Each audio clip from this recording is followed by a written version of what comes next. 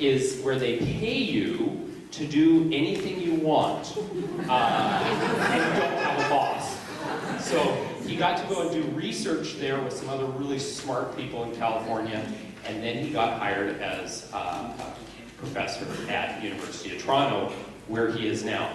Bart's been married to Susan, the lovely Susan, who's back in Toronto, since 1990.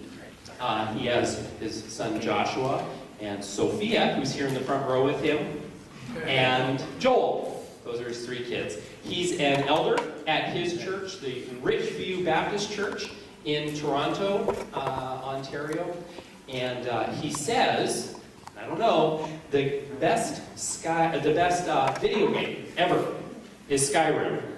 I've never heard of it. Anybody heard of Skyrim? He said the gamers would know Skyrim, and he says it's the greatest game. And Narnia is way better than Harry Potter. So, it's a privilege to welcome Barth Netterfield. Give him your attention. Thank you.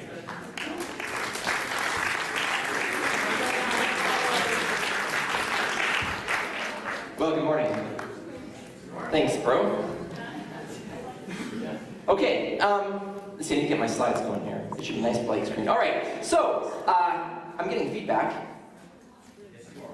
So maybe a little less mean. There. Okay. All right, so the heavens declare the glory of God. Psalm 119. And I'm an astrophysicist, so I thought I'd come and tell you a little bit about how the heavens declare the glory of God. So what I'm going to do first is try and get you through first-year astronomy course. We have about 10 minutes for that. So let's, my brother says, make sure you say all of your words. That sounds good. Often I kind of skip every third word just because presumably it's not necessary. All right, so what we're going to do is we're going to start with trying to understand how big the universe is. And I think we all know that it's kind of big, but let's try and get a picture of that. So what we're going to do is we're going to take the universe and we're going to squeeze it down by a factor of 10 billion. Right, so I don't know, when I was young, we used to make model planes like a 1/48 scale or something. We're going to make a 1 billionth scale, sorry, 1 10 billionth scale universe. So in that scale universe, the sun has been shrunk down to about 5.5 inches in diameter. Okay, so here you go. Scale universe down by a factor of 10 billion, so the sun is about this big. How big do you suppose the Earth is in the scale universe? We got a, what do you say in there? Say in, you know those cake decorations, little ones? Little red, yellow, green cake decorations, about 1/16th of an inch. In our scale universe, the Earth is a 16th of an inch.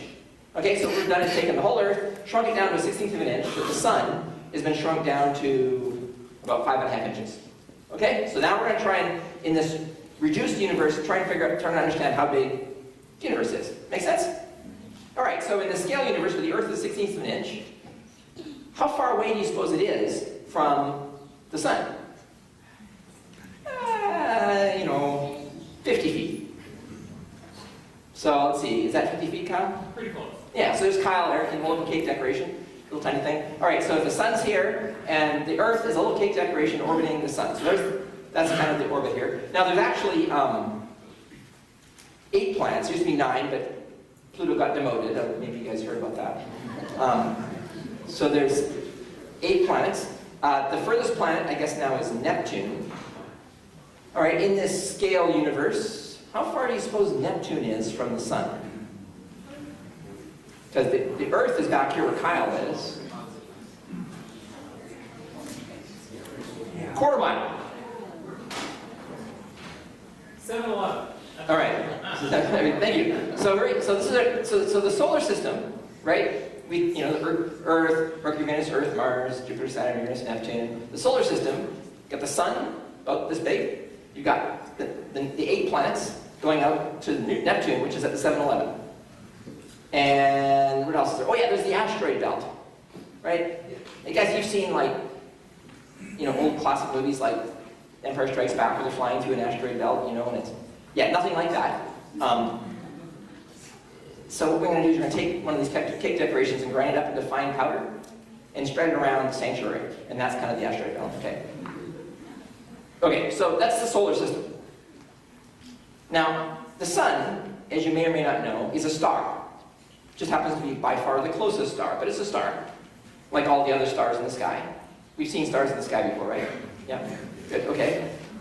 In our scale universe, how far away do you suppose the nearest star is?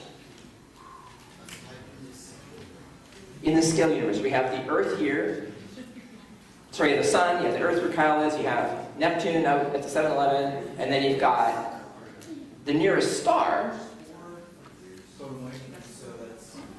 2,400 miles from here. So back in Toronto, in our basement, on the shelf in the basement is a softball, and that is the nearest star. So what is in between here and there? North Dakota? I mean, nothing?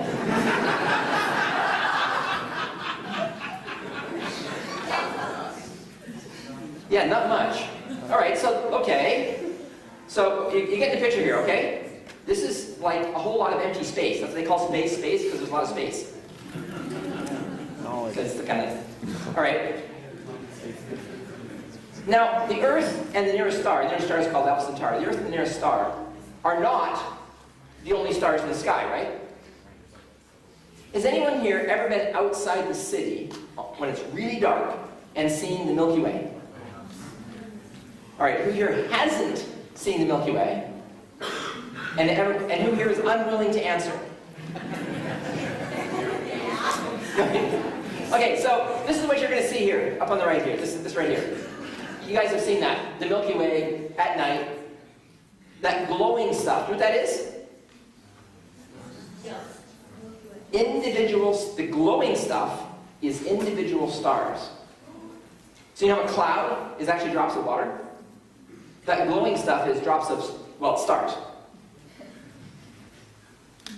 Okay, how far away are these stars? Well, there's one here, there's one in Toronto, one in Cape Town. Well, actually a cloud of 100 billion stars. So our galaxy is a cloud of 100 billion stars, all spaced like one here, one in Toronto, one in Europe, okay? Now we're trying to understand how big the universe is, so we shrunk it by 10 billion, so the Earth was only the size of a cake decoration, and now we find out that the galaxy is too big to even picture in our scale universe. I don't know, can you picture a cloud of 100 billion stars? I can't.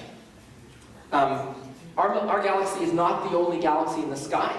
This is the nearest galaxy to us, called Andromeda, and you can see better what a galaxy looks like there. Right? This glowing stuff, that is a cloud of stars. And it's ridiculously, ridiculously huge.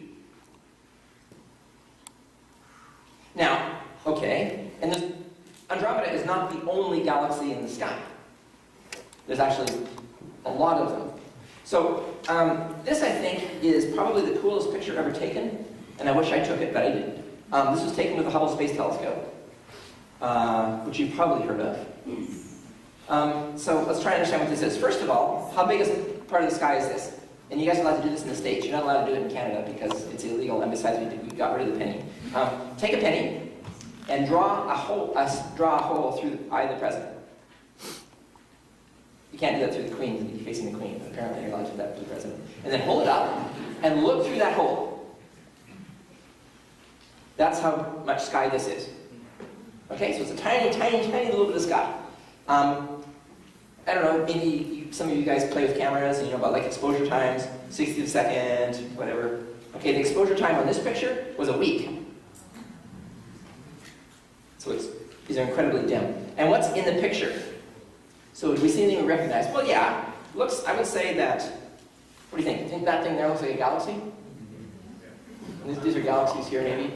There's like 3 galaxies up there. So let's kind of zoom in on those. Oh yeah, those are galaxies. Sure. And oh, that's a galaxy, and that's a galaxy, and that's a galaxy, and in this entire picture is a galaxy. Now remember what a galaxy is. A galaxy is a cloud of 100 billion stars. And the stars are spaced apart shockingly far. Okay? So we come to the conclusion that the universe is ridiculously, ridiculously Huge. Yes? So, really important verse in our discussion here is in Colossians. Paul's talking about Jesus. He said, Jesus is the image of the invisible God, the firstborn of all creation. For all things in heaven and earth were created by him. All thrones, visible and invisible, thrones, dominions, principles, powers. All things are created through him and for him. He is himself is before all things, and all things are held together in him. So we're talking about Jesus, right? The guy who lived 2,000 years ago, the guy who tells us how we can know God, the guy who died for our sins. He also holds that together. Right? So this galaxy, this one here, keeps existing because he makes it keep existing.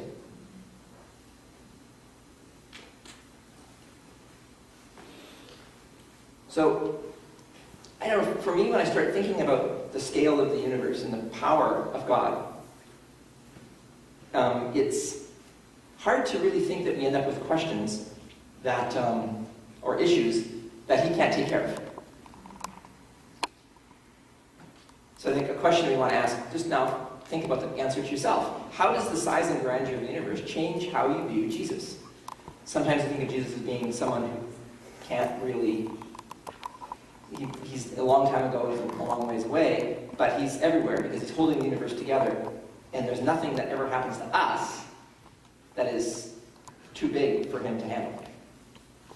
Okay, now, we're trying to understand the way the universe works.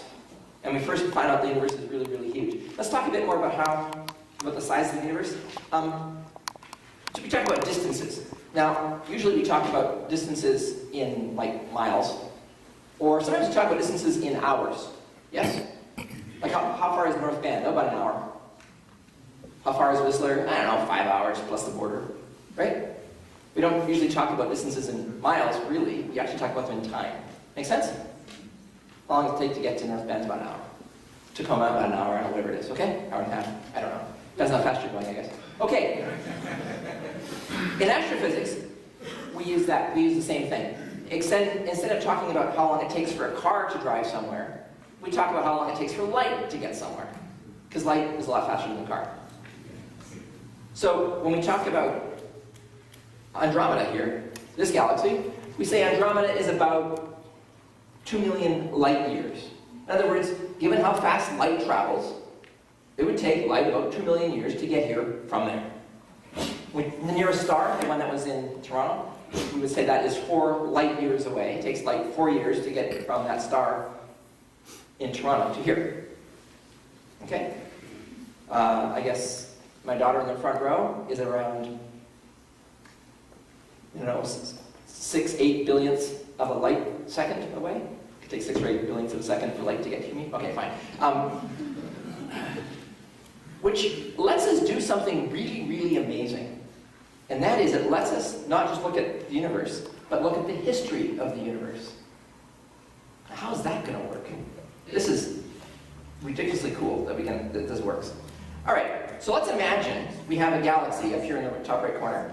In this galaxy, which is, say, 1 billion light years away, that's a medium close galaxy, actually, but that's just a nice round number. 1 billion light years away, a galaxy. And in that galaxy, a star explodes. It turns out that about once every century, in a given galaxy, one of the stars explodes. It's called a supernova. And it's an incredibly bright flash of light that you can see across the universe. So the explosion happens, the star explodes. Meanwhile, back orbiting Earth, the Hubble Space Telescope takes a picture of the galaxy. And notice, it does not see the flash. Why not? Because the light has just left the galaxy and hasn't gotten to us yet. Make sense? So what do? We wait. Let's say we wait 300 million years. The explosion is all over. Yes? We don't see the explosion. Why? Because the light is still on its way, traveling along at 300,000 kilometers per second. So what do? Well, we wait. Another 300 million years. Still no explosion. Don't see it. Finally, a billion years later, ta-da! The light arrives and we see the explosion. Cool. Okay. What does this mean? This means the further away we look, the farther back in time we look, because light takes time to travel. So, when I look at Kyle, I see him as he was 50 billionths of a second ago. Okay, you can't really notice that. When I look at the sun, I see it like it was 8 minutes ago, because it takes light 8 minutes to get here from the sun. So if the giant monster from Star Trek comes and eats the sun, that's the one, we don't know about it for 8 minutes. Right? So if the nearest star explodes, we don't see it for 4 years. Or if the star explodes in a distant galaxy, we don't see it for 1 billion years. So what we can do is look further and further away, and that way look further and further back in time, so we can try and explore the history of the universe. Now, I don't know what the universe looked like here 1 billion years ago. I know what it looks like now. And I don't know what that distant galaxy looked like now. I only know what it looked like 1 billion years ago, right? So it's kind of this ring. The farther away you look, the further back in time you look. Okay, so going back to this awesome picture here from the Hubble Space Telescope, these galaxies, the typical galaxy in that picture, are about 7 billion light years away. In other words, we're seeing them as they were. Some of them are further, some of them are closer. Something around 7 billion years ago.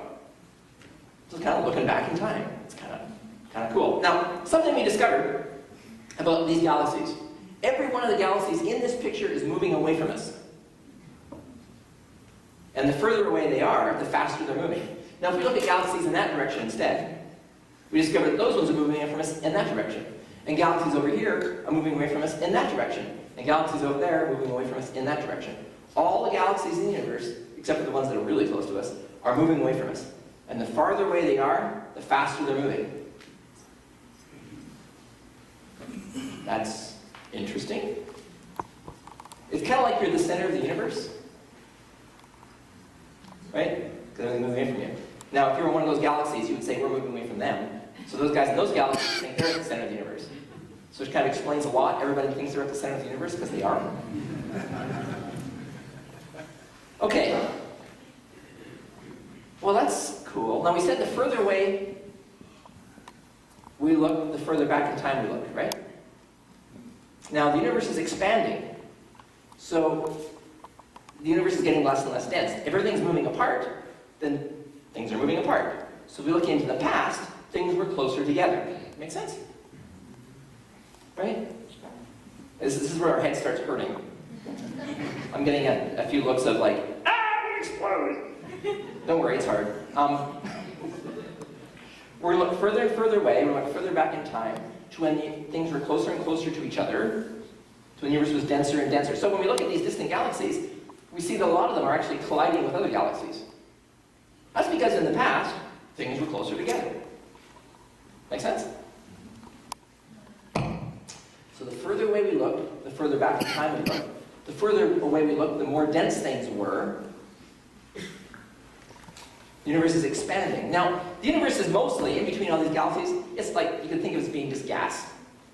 And if you take gas and let it expand, it cools. That's actually how a refrigerator works. There's some special kind of gas in the refrigerator, and you compress it, and it gets hot. And you let it expand, and it gets cold.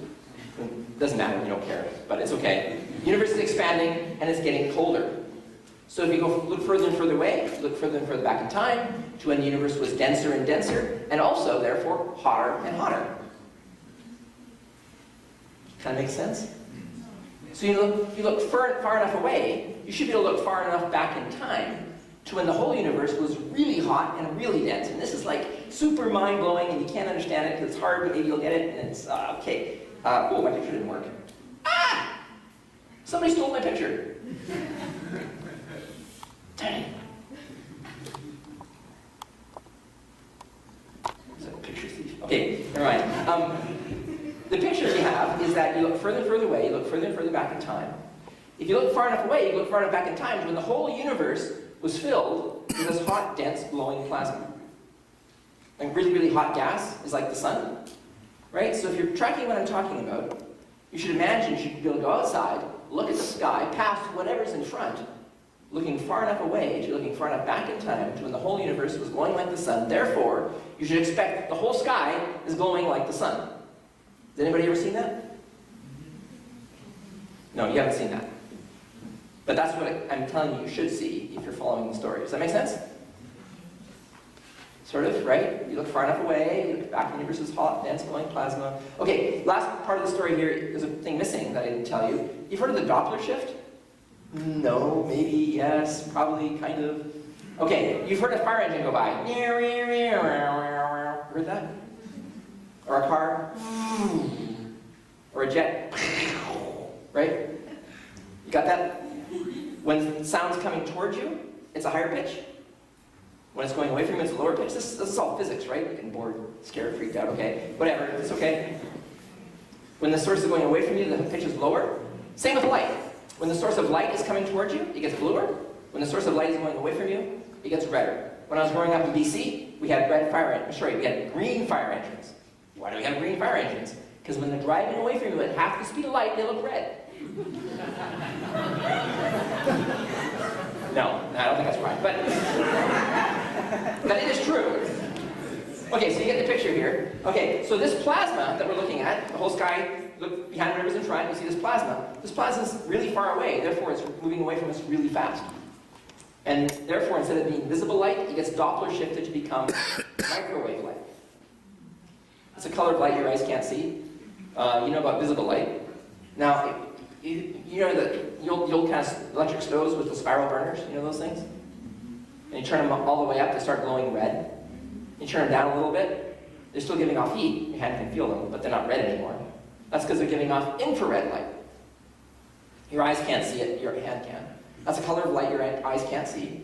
Lower frequency than infrared light is submillimeter light and then microwave light. So microwave light is a color of light your eyes can't see, but it's real. Your microwave ovens produce it and it warms up your food. Okay, so the idea is if I build a microwave telescope and point it at the sky in any direction, I will see this hot glowing plasma. And that is looking what the universe was like 13.7 billion years ago.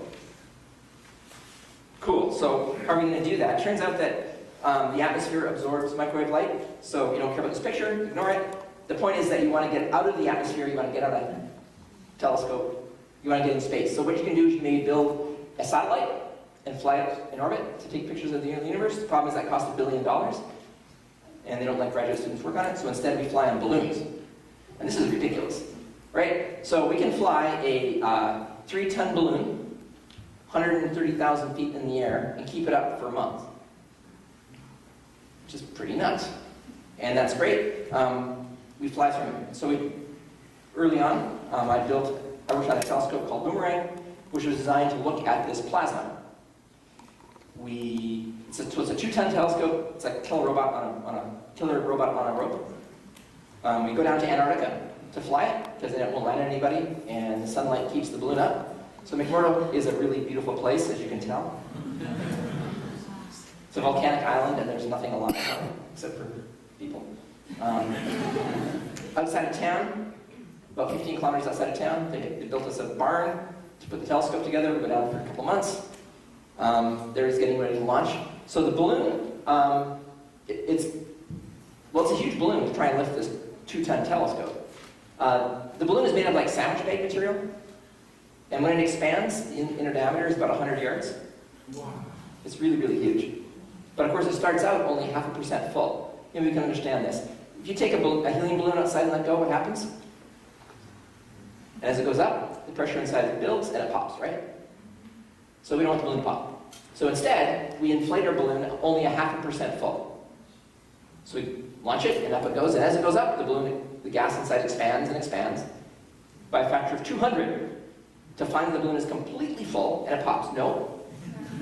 We have a vent at the bottom. So when it gets completely full, it vents out the bottom and stops going up, and it just sits there. And that happens when the air pressure is about 200 times lower than it is on the ground.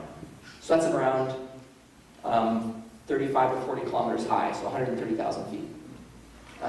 We fly from Antarctica so that the sun always stays in the balloon and doesn't cool and shrink and fall. So here's the balloon getting ready to launch, and off it goes. And it turns out that if you launch around Christmas time, the winds in Antarctica go in a circle. So we launch from here, or where's my mouse? Launch from here in McMurdo, and the winds blow it around in a circle, and in this case, about 10, 12 days later, it comes back. Down in a parachute, lands on the ground, gentle landing in the snow, right? And the helicopter hauls it back for repair. So this is the image we got from that flight. So what is this? Okay, so we're looking at plasma, which is like the sun, except the whole sky is full of it. Just for scale, if you look in the bottom right corner, there's a little black dot.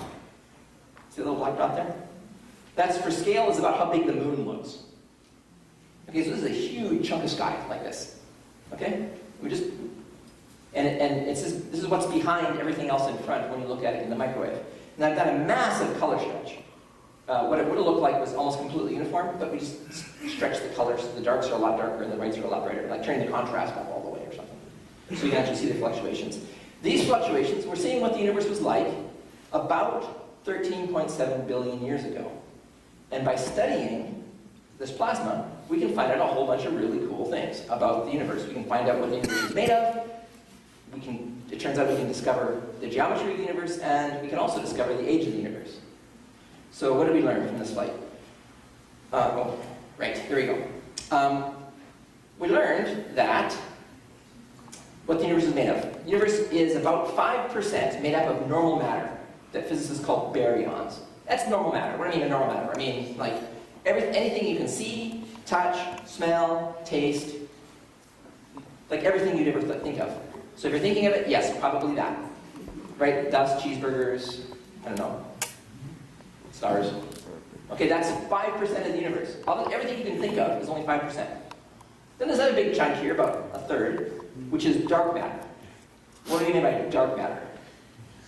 You know when Jordy talks about, maybe you don't know what Jordy talking about, but some of you do. Just mystery particles. We don't know what they are. There's some kind of matter that we can't detect that has gravity. That's about a third of the stuff in the universe. It's a complete mystery. Well, not quite a complete mystery. It's some kind of unknown particle. But most of the mass of the universe is in this third category, which is, well, you see my explanation there. We don't know what it is. It causes the expansion of the universe to speed up. We know that. Other than that, we don't know much about it at all. Entire mystery. It's really important to how the universe works, but we have no clue what it is. Which is kind of cool. But there it is. It dominates the expansion of the universe. We also learned that this thing right here, who's taking geometry? Yeah, when you take geometry, all the things you learn, they're true. That's what that means. Actually, it was touch and go for a while, and maybe that geometry you learned in high school was wrong, but we showed that it's right. Which is kind of cool. Like, imagine if the angles on a triangle changed, the bigger the triangle was. That's what we were thinking might have been true, but no, it's not. It's all good. And the last thing we learned was that the universe has a beginning about 13.7 billion years ago. So this is interesting. Turns out there's some really funny things there. First of all, this thing about the universe having a beginning. I assure you, when I was getting into this game, most of my physicist friends were not planning to discover that the universe had a beginning. Because if you don't believe that God created the universe, what do you do with the beginning? Right? It's kind of a challenge. So people have been spending most of the 20th century trying to not have the universe have a beginning. But with these results, we sort of had to give up on that one. So the universe has a beginning. This other thing about the universe being flat, it sounds very esoteric, but it turns out that it's behind is a really interesting problem. Well, not a problem, it's a cool thing. If you're a naturalist or an atheist, it is a problem. And the problem is this. The universe is very special. Don't read all the words, because it'll confuse you. You can if you want. The universe is very special. And if you change almost anything in physics, the universe doesn't work. You can't get stars, you can't get people, you can't get chemicals. Just nothing works. If you change the way the universe was expanding at the very beginning by, what do I have here? 1 part in 10 to the 40. If you had those odds, would you bet the lottery for that? No. It's like never going to happen is what that number means. If you change the expansion of the universe by that much, then either you don't get stars at all, or the universe collapses back into a black hole before you can get stars at all. Right? Fine-tuning. The universe has to be exactly right. And there's tons of numbers throughout physics that are like that. The strength of the various forces and the masses of the various particles, which are fine-tuned to a level which is just really, really astounding. And you will see in a minute just how astounding they are. Now, okay, this is what people in the literature call the fine-tuning problem. And you can go look it up on Wikipedia, and they'll have a big article on the fine-tuning problem. You can go to the physics journals, and you can look up papers on the fine-tuning problem. And it's a big deal. The universe is very, very, very special. So there's been some attempts in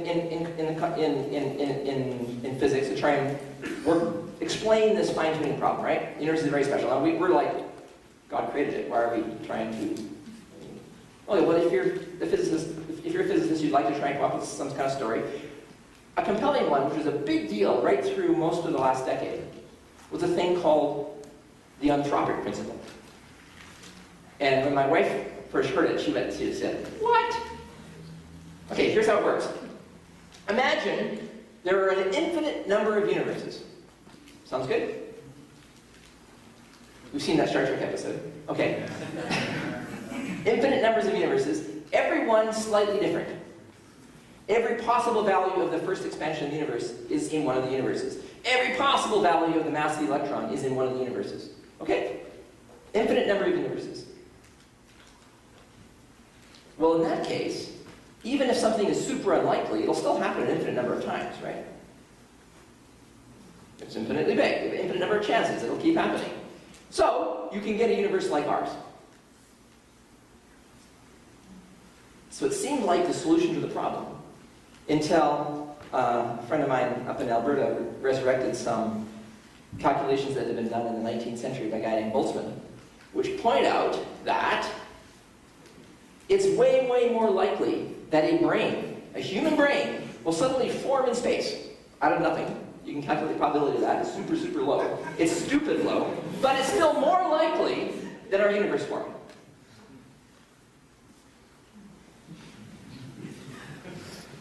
So if you want to follow the anthropic principle and think it's right, then actually you're just a brain floating in space imagining the universe, in which case nothing I said is real, and so you can throw the whole thing out. It's called cognitive instability. You don't care what it is. Okay. This so far is the best that's been done in trying to explain the fine-tuning problem. The universe is incredibly special. It's just right. You change anything and it just collapses. So this stuff seems crazy, seems like a joke. There's actually been a lot of papers written on it. It's not a joke. It's serious. So, here we are. The universe has not explained, science has not explained why the universe is like it is. And science has not explained how we can exist. How many of you have sort of heard in school or in TV that actually no science explains how the universe works and why it exists?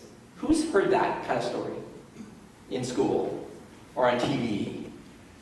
It's nonsense. It has not explained it, has no clue. We can describe how the universe behaves from the earliest times until today. We have no idea why or how. That's really cool. Okay, is this proof that there is a God?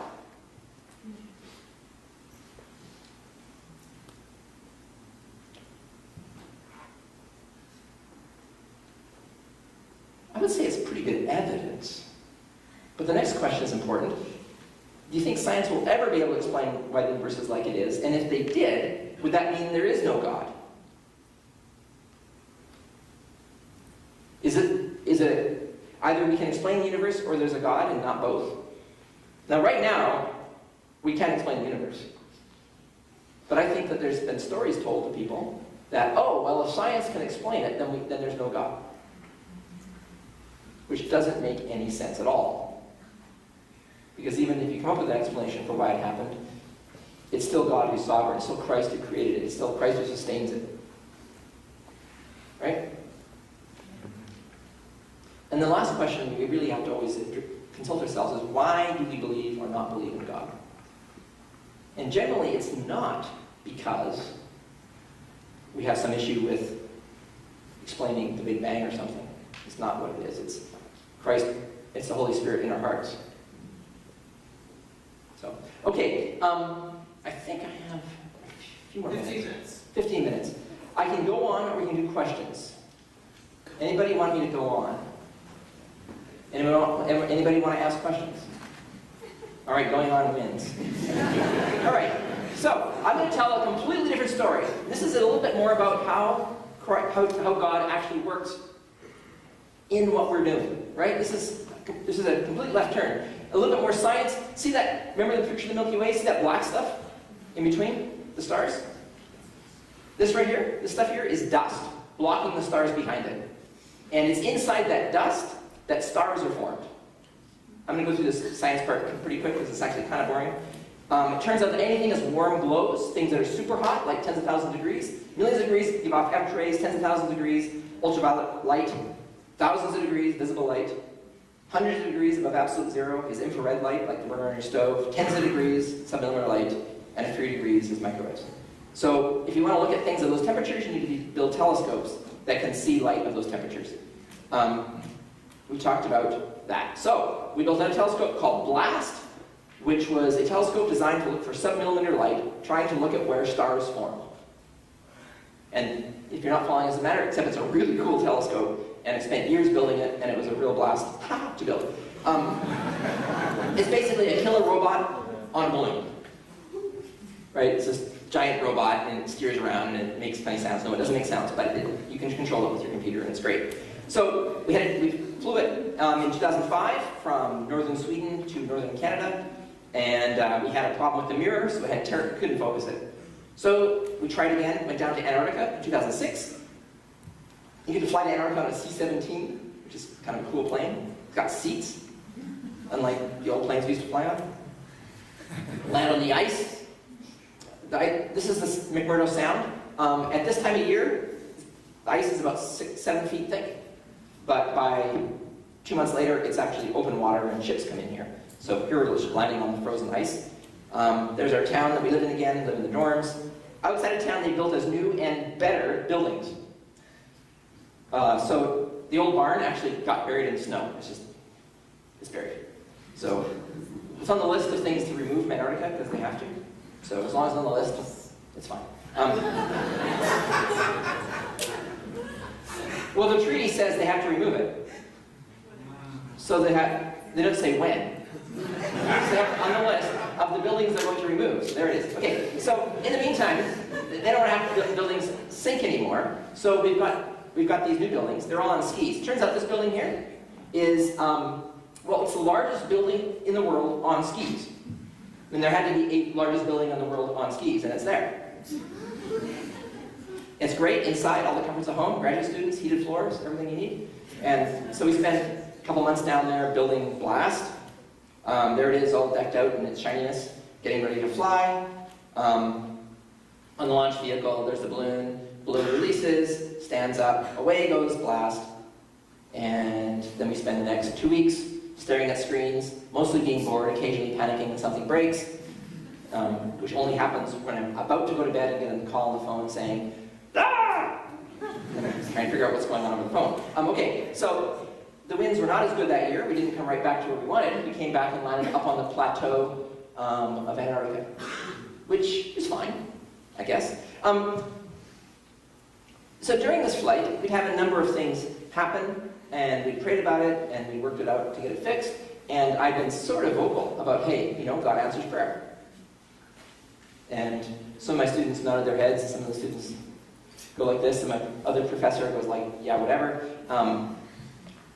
That's me, right? It's how it goes. And we come to the end of the flight, and the payload comes down on a parachute. Before land, the recovery is always a scary part, right? Because all of your data is there on this telescope. It's a millions of dollars telescope. It's coming out on a parachute somewhere in Antarctica, and you hope to find it and get it back. And usually you do. But I made an interesting choice. I prayed that God would really glorify himself in the recovery. So, down the parachute comes. Now, what's supposed to happen is, okay, gotta tell a story. Antarctica, it's a place where adventurers go for adventures. Yeah, right? You can imagine that, if you want to be adventurous. So one particular group of adventurers had decided they were going to paraski across Antarctica. Paraski. Little parachute, skis, wind pulls them across Antarctica. And they have their laptop, and they've got their Iridium phone, and they're uploading to the blog, and they're complaining that there's no wind in Antarctica, and it's a horrible place to paraski. They were on the opposite side of the continent. Now, what's supposed to happen is the balloon is supposed to land, and then they push a button from the airplane, which releases the parachute. Well, the parachute release mechanism didn't work. So, here we have Blast paraskiing across Antarctica. There's about 20 knot winds, and so it's going at about 10 knots, which is faster than you can run. The guys were flying around in the C-130. Now, during the Vietnam War, the C-130s were equipped with Gatling guns. They were a gunship. And it turned out that particular flight, the flight surgeon had been in Vietnam, but was now a flight surgeon, and he reminisced that if he had his Gatling gun, it would not have been a problem. But, so they flew around for a while. They had to go home because they're out of fuel. Came back and said, yeah, well, we lost your gauntlet.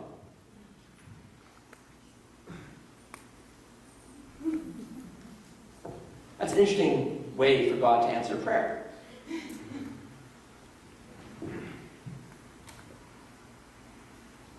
So does this mean that God's not involved? And if he was involved, why would he let my data be lost? Right? I mean, these are questions that are going to face you in life. When you pray for something, and then, God, what are you doing? But the story never ends there, right? The story never ends there. Turns out that every day, coming into work, we pass by this. And if you're an airplane fan, you know what it is. It's a DC-3. It's been re-engined with turboprops. This was built during the Second World War. Like, oh, wouldn't it be cool to fly it out? Well, we went and talked to the station manager and said, yeah, they lost their data. And they said, oh, do you need a plane? We were going to use the DC-3 to resupply a fuel camp, but you can have it. It's almost enough to get excited. Not quite, because you lost 5 years of work. But they let us fly out on the DC-3. So here's Antarctica. And if you look here, that was my mouse. This is a mountain range, right? Think about the Rocky Mountains, and imagine, this is inland, and imagine that it's been snowing for a long time, and 7,000-foot mountains, the peak is just sticking up out of the snow. Isn't that cool? Right, so imagine the Rocky Mountains, but the snow is deep enough that just the tips are sticking out.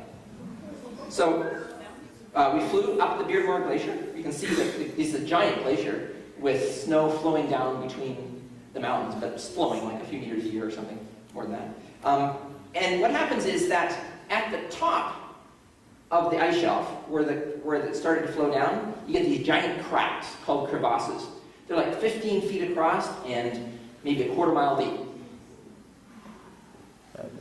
And then snow blows and bridges them over. So you can see how you have these really deep cracks with snow bridging them over, and then cracks going this way, which are not as wide, but they're also really deep, and they're bridged over, and it's just a really bad place to go. Like, you can't get there from here. So another picture of it, you can see the cracks going this way, and you can, if you look really carefully, you can see blast right there. Blast dragged for around 135 miles before getting stuck, wedged, right here, you can barely see it, wedged in the edge of a crevasse.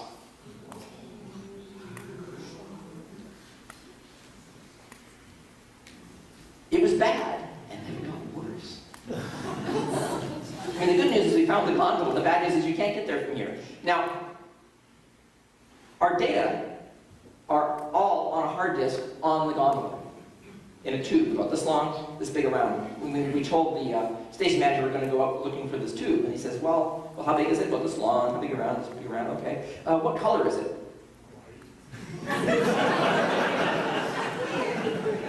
You see, you don't want it to overheat. It's got to reflect sunlight, and it's got to emit infrared, and titanium dioxide is the perfect coating for that. White paint. So we're like, okay, what do we do? We're taking pictures out the window of the plane, trying to see if it's actually in there. When the pilot says, I think I see something on the drag line. And I look out the window, and what should be going past but that. You know what that is? That's the tube. So, get the picture. Blast dragged for 132 miles. And then right before the crevasse field, the tube fell off the gondola.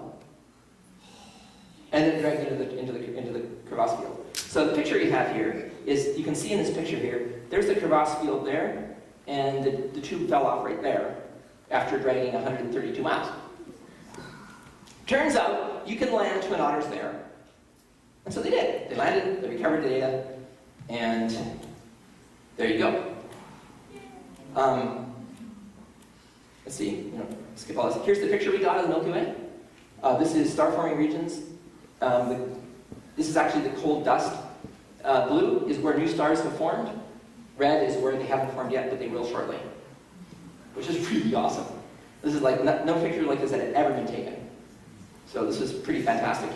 You can see here in this one part of it, you can see where future stars are just getting ready to form all through here.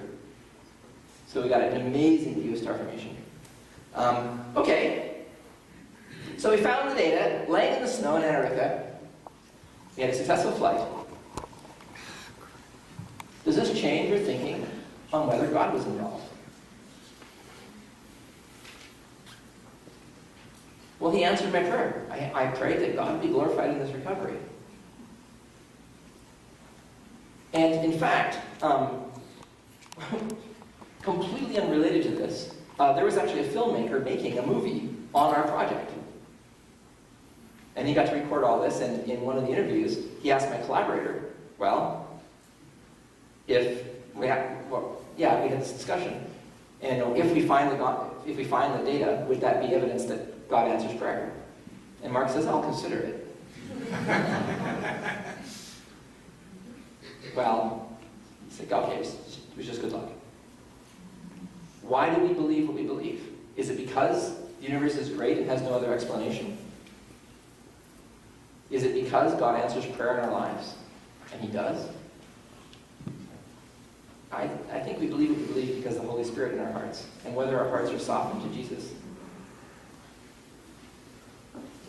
But we can live confident in our faith because God does give us signs. He does answer prayers, and he has created an amazing universe that declares his glory.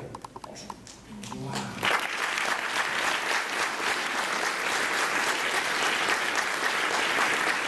Q&A. All right, I have time for a couple questions, it looks like. Yes, sir. So, could you describe what young Earth theory is for people, and then what your thoughts are on it based on the evidence? Young Earth theory is an interpretation of Genesis chapter 1, which argues that the universe was created in 7 24-hour days about 6,000 years ago. And the short answer is I think that is an incorrect interpretation of the first chapter of Genesis. That's the short answer, and I can go into more detail if you want to ask specifically. Go a little long. Okay. Genesis chapter 1 talks about the creation of the universe. And in doing so, he paints a picture of how the universe works, a cosmology. He says, on the first day, you create the universe, the sky. Second day, you create the waters above and the waters below. And the third day, you create the land. On the fourth day, you put, so the first thing is creating the spaces. Second three, this fourth day, God creates the sun, the moon, and the stars to provide light in the skies. And the next day, the fifth day, he creates the fish and the birds to live in the waters above and the waters below. And then in the last day, he creates the animals to live on the land. So here's the structure. Okay? And he says, after each one is an evening and morning the next day. In terms of translation, converting that story from Hebrew into English, there's very little controversy. The picture is quite clear. There's the ground, there's this firmament, the solid surface that holds up the water above. The sky is blue because it's an ocean. There's, on the inside of the firmament, there are stars. And here's the picture. I got it here somewhere. I got a picture of what the ancients saw as the nature of the universe. Where'd it go? Ah, here we go. So here's the picture. Right, so this is, if you read 2 Genesis 1, and it's more clear in the King James, we kind of soften the translation a little bit. But here's the picture, right? We've got the earth, we've got the firmament, or the expanse. The Hebrew word means a surface. Oceans above, ocean below. Okay, here's the picture of Genesis chapter 1. I don't think very many of us think that's correct. Right? We don't think that the sky is blue because it's an ocean. We don't think there's a solid surface that the stars are attached to. So what do we do with that?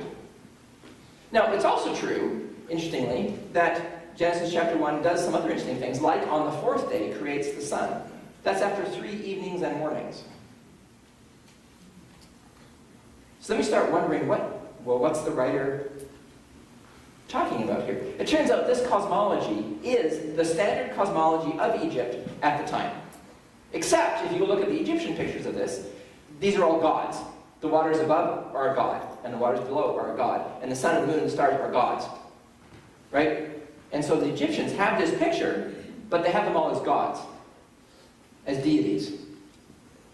And Genesis chapter 1 says, no.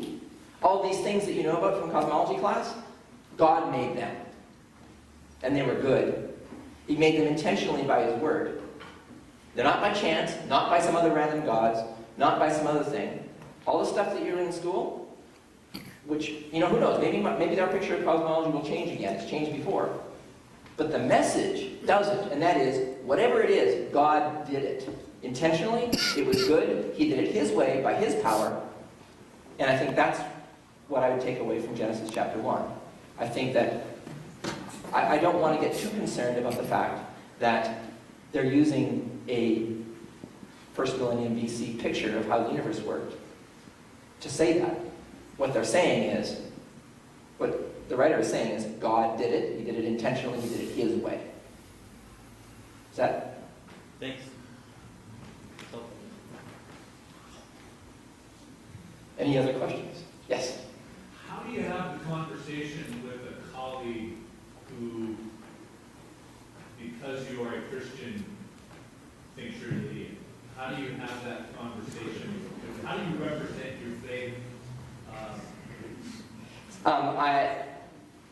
So recently, we're coming back from a meeting where this whole Boltzmann brain stuff was being presented. And on the way home, an illustrious colleague of mine, an Order of Canada winner thing, says, it's a really tough time to be an atheist cosmologist. I haven't faced that. Because for the people on the inside, the idea of a creator from a science point of view is kind of hard to argue with. So I would say that my colleagues don't believe in God because they don't believe in God, not because they think the evidence points away from it. So it would be for things, the arguments they bring up are things like, well, how could God allow suffering? Or, right, it's the same thing that anybody would. So there is a group of people, there's a group of atheists who are not primarily scientists, but they may have been, but their primary job is to sell books and TV shows and stuff, who make this story. Politics in the US makes this story. You have these giant sales organizations called the Republicans and Democrats. And they like fight each other. And they produce this kind of picture. But within the context of cosmology, I don't get it. I have not experienced any pushback on this. One more question. One more question.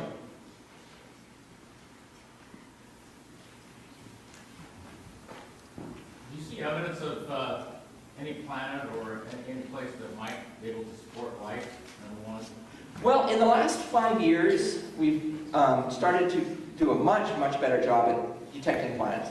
I'm not involved with it myself. I have a number of colleagues who are. We're starting to discover planets that there's good evidence that there are a lot of planets around the mass of the Earth at around the distance from the sun that the Earth is. So in the habitable zone. That's as far as the research has gotten now, is to show that these things probably exist. We know nothing about their chemistry. We know nothing about the atmospheres. So we don't know anything about whether they actually could support life.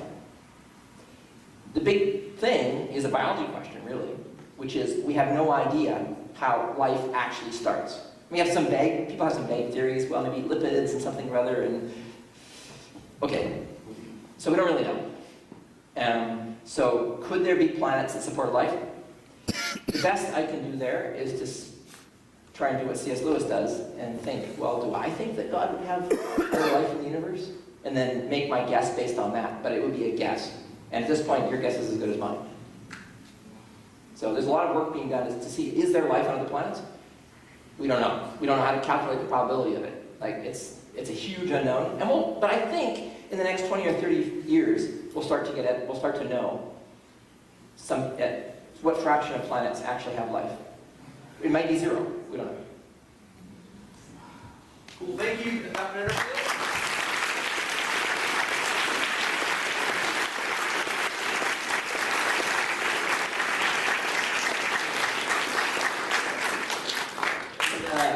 There's probably